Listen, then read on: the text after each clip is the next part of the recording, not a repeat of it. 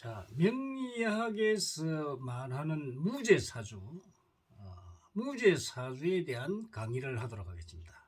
자, 무죄사주, 재물이 없다는 말이죠. 자, 이 무죄사주, 이 없을 무자에다가 재물이 없다. 재물이 없는 사주. 그러면 재물이 없는 사주면 이 사람이 그럼 어떻게 살아야 됩니까? 걸베이로 살아야 되는데 걸식이나 하고 그렇게 살아야 됩니까? 그죠? 그럼 예를 들어서 이제 이런 사주가 있다. 자, 여기도 죄가 없고 여기도 죄가 없고 여기도 죄가 없고 여기도 죄가 없습니다. 그럼 이 사람은 뭐 걸베이로 살아야 됩니까? 아니겠죠?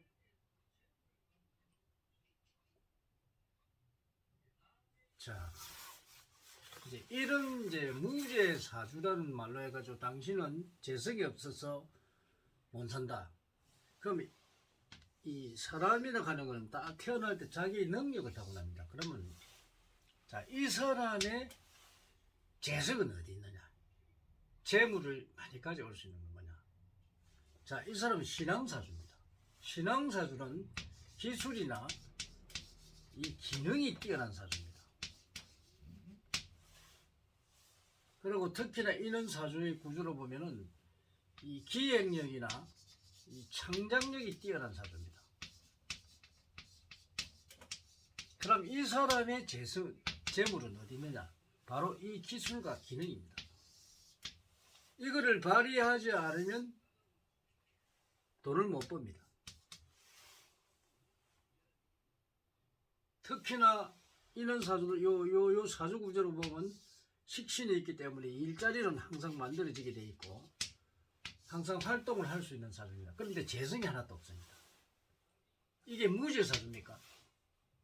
이 무죄라는 건 자체가 사주에서 없다는 말이에요. 그럼 이 사람이 부자로 살려고 하면 이 기술과 기능을 익혀서 이 기능을 발휘했을 때 재물이 많이 생깁니다.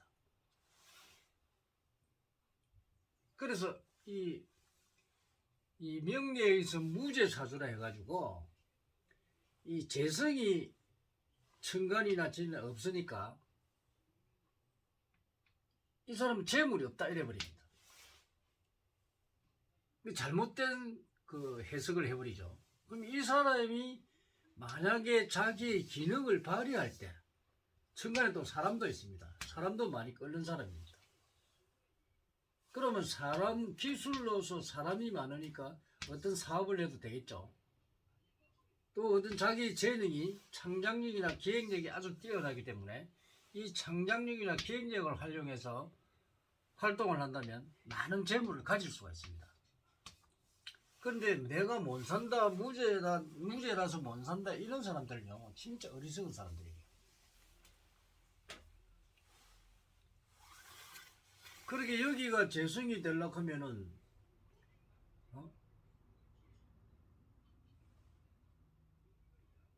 만약에 여기에 재성을 준다면은 이 토기운을 줘야 된단 말입니다. 이게 또 명리학으로 보면 여기 요 진술 충미해가지고 이게 토로 보잖아요. 이 토로 보면 안 됩니다. 이 토가 아닌데 수입니다. 수.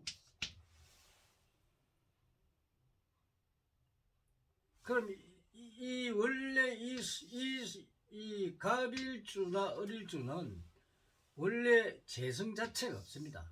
재성이 곧 기술이나 기능, 기획, 창작력의 이 사주의 구조에 요게 들어있다는 겁니다. 요게 바로 재물입니다. 재물. 그러니까 이 사주를 푸는데 이 사람의 이 경제성이 어디에 있느냐? 이건 바로 자기의 능력에 있는 겁니다. 이 능력을 찾아서 내가 개발하고 이 개발된 능력을 발휘를 할 때 그때 이 재물이 들어온다는 겁니다. 그런데 사람들이 무죄 사주라 해가지고 당신 재물이 없어서 백날해도 안 된다 이런 식으로 이야기를 해버린단 말입니다. 그럼 예를 들어서 이 사람이 재물 기술과 기능이나 기획 창작력이 뛰어난 사주인데 이 사람은 어떤 기술을 하느냐, 여기는 기술을 하더라도 어떤 그 금속 계통이나 이 세라믹 계통, 이 무기물 그렇게 불에 안 타는 거 이런 쪽으로 뭔가 하게 되면은 엄청난 돈을 벌 수가 있습니다. 근데 재성이 없다고 무조건 하고 무죄다 해가지고 당신은 뭐 큰 돈을 못 버니까 뭐 걸베이 팔자다 이런 어리석은 판단을 한단 말이에요. 그래서 잘못된 무죄 사주락하는 게 자체적으로 없다는 겁니다. 누구든 자기의 개성만, 자기의 능력만 개발이 되면 그 능력이 곧 재성하고 연결됩니다. 재물입니다, 재물. 그래서 어떤 사람은 나는 재물이 없다 하는데요. 그 엉터리 같은 소리를 듣고 인생을 포기해버리는 그런 경우가 있습니다. 잘못된 선택이죠. 그래서 이런 그 명리역학에 하는 해석은 우리 현실에 안 맞습니다. 현실에 맞지 않는 해석으로 그 사람의 능력을 발휘하지 못하게 만들어버리는 그런 잘못된 사주법으로 사주를 봐주면 안 된다는 겁니다. 이 무죄 사주는 결론적으로 없습니다. 이 무죄 사주의 실체, 우리가 이 재물을 우리가 누구나 자기 능력만 발휘하게 되면 자기가 잘 산다 할 만큼 재물을 누구나 가질 수 있는 게 이 사주 구조인데 자기의 갈 길을 안 가고 이 엉뚱한 길로 가는 사람은 재물이 없습니다. 재물을 많이 못 벌어요. 그럼 먹고 사는 거는 되겠죠. 그러나 내가 맞는 길로 제대로 찾아갈 때는 이 사람도 재물이 아주 많다는 겁니다. 그래서 우리는 무죄 사주라는 이런 말을 쓰는 자체가 잘못됐다는 거예요. 예를 들어서 여기에 이런 그 구조를 가지고 있다면은, 자, 여기는 인성을 가지고 있습니다. 인성을 가지고 있으면 이 사람은 교육자란 말이에요. 교육자로서 가장 능력을 가지고 있고 또 예술이나 예능 이런 쪽에도 큰 능력을 가지고 있고 그리고 아주 고귀한 그 인물이 아주 잘생기게 되어 있습니다. 그럼 이 사람은 재물이 뭡니까? 그죠? 지금 이 사람도 만약 신축이 아니고 자, 이거 병자년에 태어났다고 봅시다. 병자년에 가면 요 재물이 없죠? 그죠? 그럼 이게 무죄 사주입니까? 재물이 없는 사주예요. 그러면 이 사람은 자, 여자나 남자 복이 있고 또 인성이니까 내가 교육자로서 아주 그렇고 자기도 하고 싶은 대로 하고 있고 그럼 이 사람은 학자가 되면 좋다니. 학자가 되거나 이 사주 구조로 보면 이 탤런트가 돼야 되고 이런 또 아니면 남을 이 제도는 지도자의 길을 가게 되면 돈을 많이 벌 수 있습니다.